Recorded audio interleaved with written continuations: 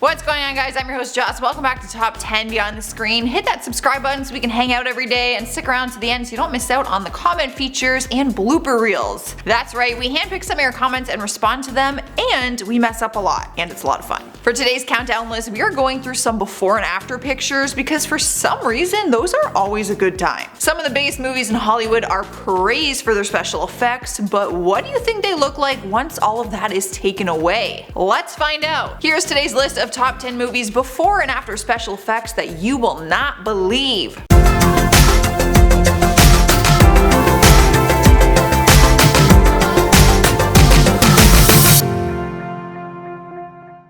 Beginning our list at number 10 is the Avengers. We know that superhero movies are jam-packed with action, which means that there is bound to be a ton of special effects. Between the hero fight scenes, the epic battles, the unearthly locations, special effects make up the majority of the movie. For example, in the scene when buildings are exploding and the heroes are shielding from the fire, they are actually just standing in front of a green screen and basically just reacting to nothing, but pretending that there is a massive fire about to burn them alive. I also have to point out another example because it is simply too funny not to share. We know the actors who play the heroes, but what about the Hulk, who's not always a human?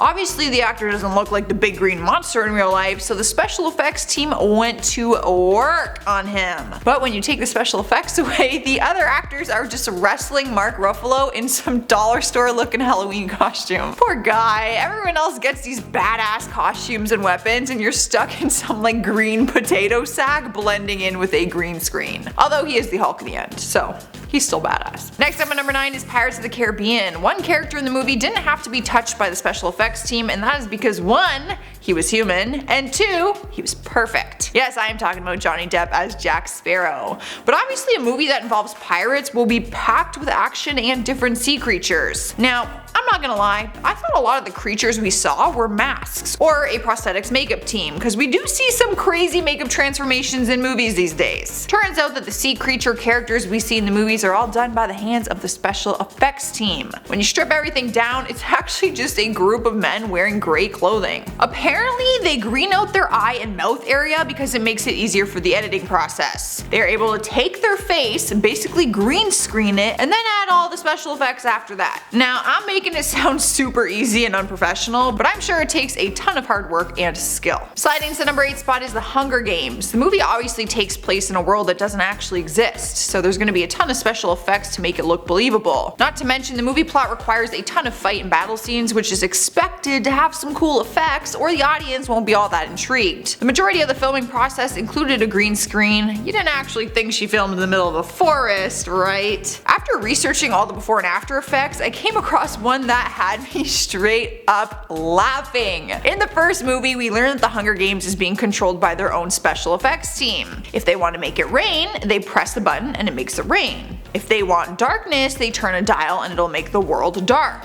In the movie, this control panel looks really high tech and cool, thanks to the special effects team, but take those away and apparently all you have is background actors in white suits sitting at an empty green table with their water bottles. So they were basically just sitting there like this the whole time, like just using their hands and pretending that things were happening. Talk about some easy background acting. Sign me up for the next one. In spot number 7 is The Life of Pi. The 2012 fantasy drama film has some pretty wicked special effects. I mean, the tiger itself is something to give praise to. If you haven't seen the movie, it follows a man named Pi who finds a way to survive in a lifeboat that drifts into the middle of nowhere. And on his journey, he is accompanied by a massive tiger who becomes his pet basically, or his friend, which is the same thing. The movie was actually filmed in the boat we see in the movie, but obviously not in the middle of the ocean. The special effects team really killed it with the water looking realistic and believable, but let's talk about the tiger now. I don't think I need to point out the fact that it's actually not a real tiger working alongside him. So in the scenes that he is cuddling with the tiger,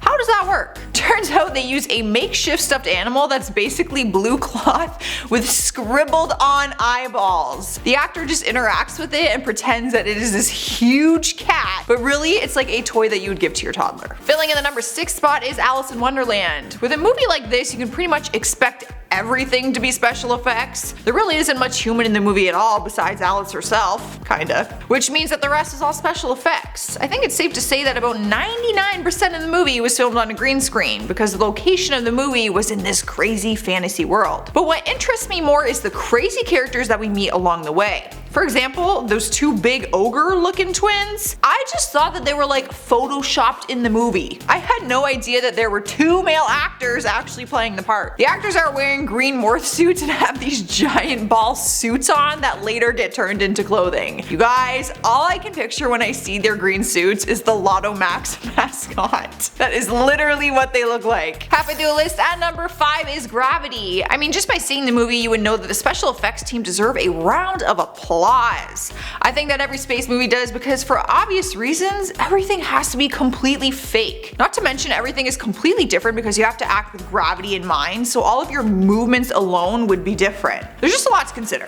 is all I'm saying. When we take a look at the movie before the special effects, we can see that everything was filmed in white. The actor did have an astronaut type suit on, which is probably the only realistic thing on the actual movie set. Even the props are just white structures that are later turned into space tectonics after. I actually really enjoyed researching this one because I had wondered how they film space movies. I feel like we don't give them enough credit. The actors are literally reacting to nothing. Like everything around them is just white. It's blank. But you have to convince me that you're actually in space. Here we are at number 4 with Fantastic Beasts and Where to Find Them. The fantasy movie came out in 2016 and took the world by storm because it was a spin-off and a prequel to the Harry Potter series. It was written and produced by the same author, J.K. Rowling. And similar to the Harry Potter movies, it is filled with a ton of unrealistic events that we wish were realistic. If you haven't seen it, I think the title is a little self-explanatory. It's about a world of fantastic beasts and where you can find them. We expect nothing less than to see some magic go down when it comes to J.K. Rowling, which means a whole lot of special effects. The majority of the movie is filled with a green screen, and when it comes to all those fantastic beasts, apparently it's really only a head. As long as the actor has something to actually physically touch and interact with, I guess the editors can make the rest happen. Which mind boggles me, but okay. But one really cool effect that I found was the suitcase trick. In the movie, the main character Newt travels through a suitcase. Like literally, he goes into the suitcase and comes out somewhere else. Now when filming this, I thought he would just come out of like a hole in the floor or something like that, but instead he's actually just standing there wearing a green morph suit and he's just holding up this suitcase with one of his arms. How cool is that? In the 3rd spot on our countdown is The Lord of the Rings. The movie series came out in 2001 and pretty much has made history ever since. It introduced us to a world filled with fantasy and action and even brought some fans their favorite characters. It tells the story of a young hobbit named Frodo who has found the one ring that belongs to the Dark Lord. He goes on a journey with 8 companions to Mount Doom, the only place where the ring can be destroyed. If you haven't seen it, you can imagine that the journey doesn't go all that smoothly. The locations, the fight scenes, everything is done with a massive green screen. But what I really want to know is how did they create Gollum? You know that scrawny alien looking thing that walks around saying,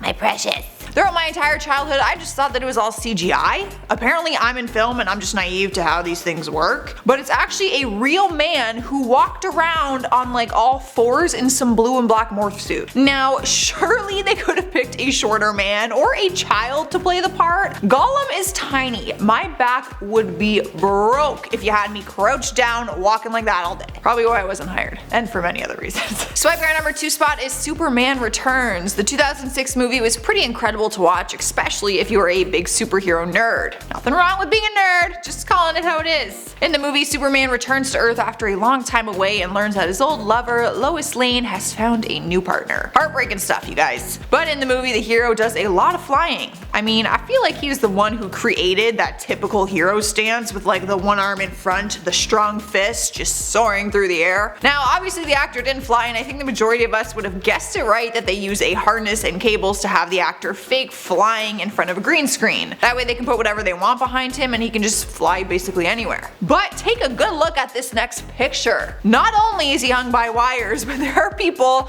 lying on the ground with green fans and a man on a ladder double fisting with fans to get his hair. I'm assuming that they are trying to make it look like wind so that his flying looks legit. But you might have missed the best part, his cape. How does it float in the wind with such perfection? Well, there's two guys in green morph suits controlling it like a puppet. I don't know why this is so funny to me, but can you imagine being hired to do that? I would feel so ridiculous, yet so important at the same time. They literally have like puppet controllers and strings, and they're just like making the cape fly. Oh god, what an awful, boring job that would be, but so cool. We have made it to number 1, you guys, and we have Jurassic World. After hearing this list, you may have learned something new about how animals come to life in a fantasy type film. So when doing research for this list, I couldn't help but think, how in the hell did they get all those dinosaurs in Jurassic World then? Because that movie is filled with dinosaurs, and there's a lot of scenes filled with fights and different interactions. Alright.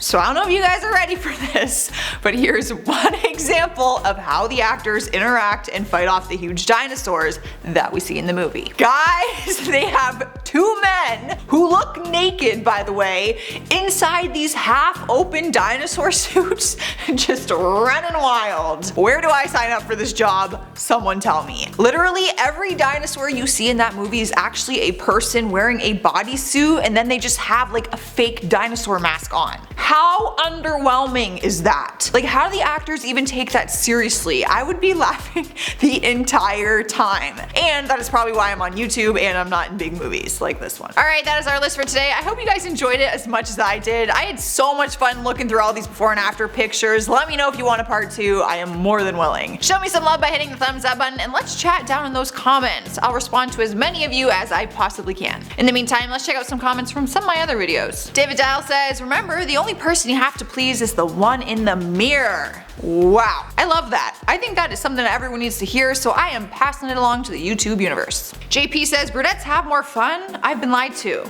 Yes, you have. Sorry to bring you the bad news. Alan Harris says, let's hear it for gray hair. Hell yeah. We are all gonna have it one day, so I'm just saying we might as well enjoy it, embrace it, salt and pepper, you know. I'll probably dye it when I get it. Jen Kantrovitz says, I love RuPaul. He is fabulous in and out of drag. 110%. I cannot agree more with this. Alright guys, that is all I have. We are at the end here. Leave a like, comment, and subscribe if you haven't already. But for now, enjoy these bloopers. This list was actually so fun to make. I had fun! Yep, I mean literally. I would love to be in the Hunger Games. You should see some of these pictures, bro! Oh, I'm just picturing it. It's so funny. Imagine showing up to work. And a prequel to the Harry Potter.